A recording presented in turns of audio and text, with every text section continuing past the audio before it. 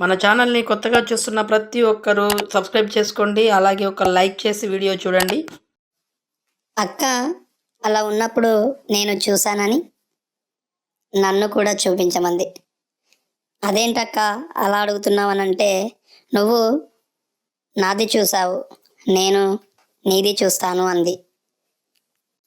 Hello friends, అందరికీ నమస్కారం. ఈ ఛానల్లో రాబోయే కథలన్నీ అన్ని కల్పితాలే, ఎవరిని ఉద్దేశించినవి కావు.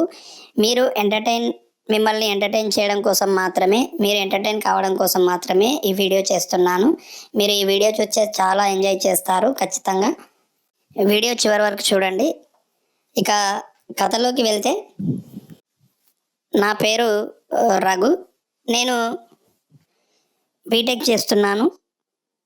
ఒకరోజు అనుకోకుండా మా అక్క బెడ్రూమ్లో ఉన్నప్పుడు సడన్గా డోర్ తీశాను. వెళ్ళేసరికి అక్కని నేను అలా చూశాను. అలా చూసినప్పుడు అక్క ఒక్కసారిగా షాక్ అయింది. నేను వెంటనే డోర్ పెట్టేసి బయటకి వచ్చేసాను. కానీ అక్క ఒక అర్ధగంట తర్వాత నన్ను పిలిచి బెడ్రూమ్లోకి తీసుకెళ్ళింది. చూడు రఘు, నువ్వు సడన్గా బెడ్రూమ్ డోర్ తీసి లోపలికి వచ్చావు. ఎలాగూ నువ్వు చూసావు కాబట్టి నేను కూడా చూస్తాను అని చెప్పి నన్ను ఫోర్స్ చేస్తూ ఉంది. ఆ ఫోర్స్ చేయడం వల్ల నేను ఏం చేయలేకపోతున్నాను. అక్క అలా కాదు, నేను అనుకోకుండా వచ్చి చూశాను, కానీ నువ్వేమో ఇలా నన్ను ఇబ్బంది పెడుతున్నావు, అది కరెక్ట్ కాదు అని నేను అంటున్నాను. ఏది ఏమైనా చెల్లుకు చెల్లు కావాల్సిందే. నువ్వు ఏం చేస్తావో నాకు తెలియదు, కానీ ఖచ్చితంగా నేను చూస్తాను అంది. నువ్వు నాకు చూపించాల్సిందే, లేదంటే గోల గోల చేస్తాను అంది. అదేంటి ఇలా అంటుంది? నిజంగానే అలా చేస్తుందా? నేను ఖచ్చితంగా చూపించాల్సిందేనా అని కంగారు పడుతూ ఉన్నాను. కానీ అక్క మాత్రం నన్ను ఫోర్స్ చేస్తూనే ఉంది. ఇంతకీ ఏం జరిగింది అనుకుంటున్నారా? ఎవరు అక్క అనుకుంటున్నారా? చెప్తాను వినండి. పక్కింట్లో ఉండే నాకన్నా 1 సంవత్సరం సీనియర్. తనని మా ఇంట్లో ఎక్కువసార్లు వస్తూ పోతూ ఉంటుంది కాబట్టి మా మమ్మీ వాళ్ళు ఎప్పుడు చెప్పినా అక్క అక్క అని చెప్తూ ఉండేవారు. కాబట్టి నేను కూడా అప్పుడప్పుడు అక్క అనే పిలిచేవాడిని. తను కూడా నన్ను తమ్ముడు అనకుండా రఘు అని పిలిచేది. కాబట్టి ఇక ఎప్పుడైనా నాకు అక్క అని పిలవడమే అలవాటు అయిపోయింది. తను అక్క అంటే సొంత అక్క కాదు, పక్కింటి ఆవిడ. సో ఆమె వాళ్ళ ఇంట్లోకి ఒకరోజు మమ్మీ పంపించింది. అప్పుడు నేను సడన్గా వెళ్ళి డోరు ఓపెన్ చేసి ఉంది కదా, మరి ఇంకెక్కడ ఉందని వెతుక్కుంటూ వెళ్ళాను. కానీ నిజానికి నేను పిలవలేదు, డైరెక్ట్గా అక్కడ ఉందేమో అని ఓపెన్ చేశాను. చేసేసరికి అందులో ఉంది. అదే నేను చేసిన మిస్టేక్. అయితే నిజంగానే నేను పిలిచి మరీ వెళ్తే తను కొంచెం అలర్ట్ అయ్యేదేమో, కానీ తప్పలేదు. నా గురించి తను కూడా తెలుసుకోవాలి. తనది నేను చూసినప్పుడు నాది కూడా తను చూడాలని. ఎందుకంటే ఒకరి సీక్రెట్ ఒకరికి తెలవాలి, అప్పుడే ఇబ్బంది ఉండకుండా ఉంటుందని తన ఆలోచన కావచ్చు. అందుకే నన్ను మరీ ఇబ్బంది పెట్టి అడుగుతోంది. ఇక నాకు తప్పదేమో అనిపించింది. కానీ నేను నీది ఇంకొకసారి చూస్తానక్క అన్నాను. లేదు, ముందు నువ్వు చూపించిన తర్వాతే నేను మళ్ళీ చూపిమన్నా చూపిస్తాను, కానీ ముందు మాత్రం చూపియను అని అంది.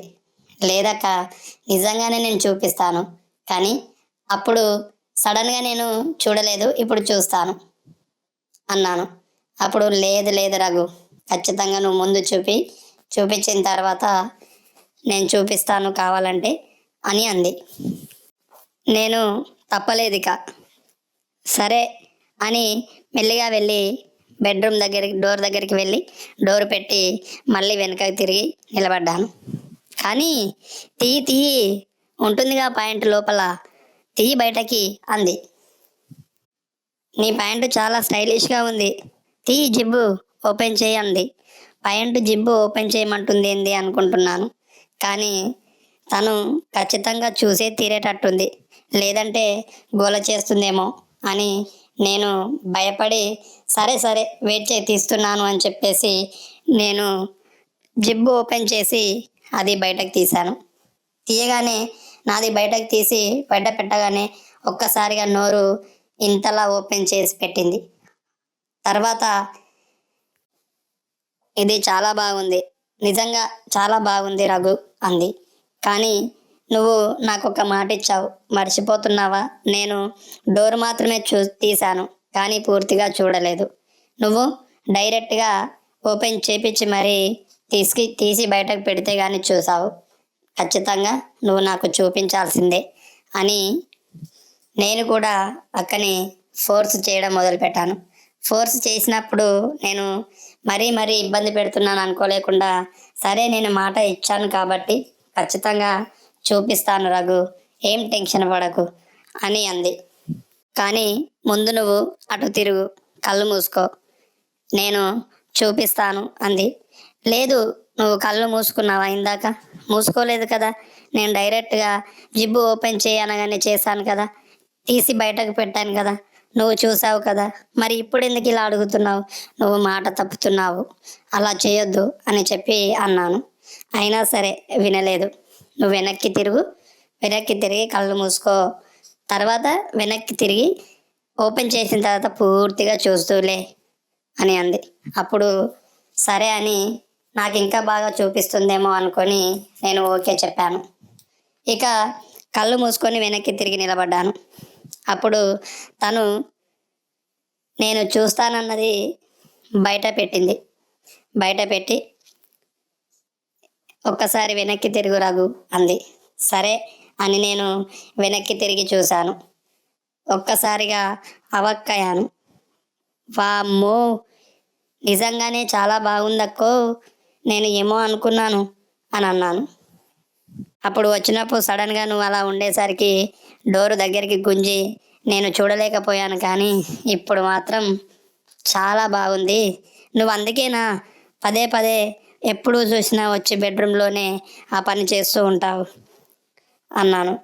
అవును, ఎవరైనా చూస్తే బాగోదు కదా అని చెప్పేసి లోపలికి వచ్చేసి నా పని నేను చేసుకుంటాను. అలా అయితే ఎవరికి కనిపించదు, నాకు కూడా ఫుల్ సాటిస్ఫాక్షన్ ఉంటుంది, నేను ఫుల్గా ఎంజాయ్ చేయొచ్చు కదా అని అంది. ఇలా చేస్తే నువ్వు ఎంజాయ్ చేస్తావా? చాలా బాగా ఎంజాయ్ చేస్తావా? నీకు బాగుంటుందా అని అడిగాను. అప్పుడు అవును, నువ్వు అది చేసినప్పుడు, నీది నువ్వు చేసుకున్నప్పుడు బాగుండదా నీకు అని అడిగింది.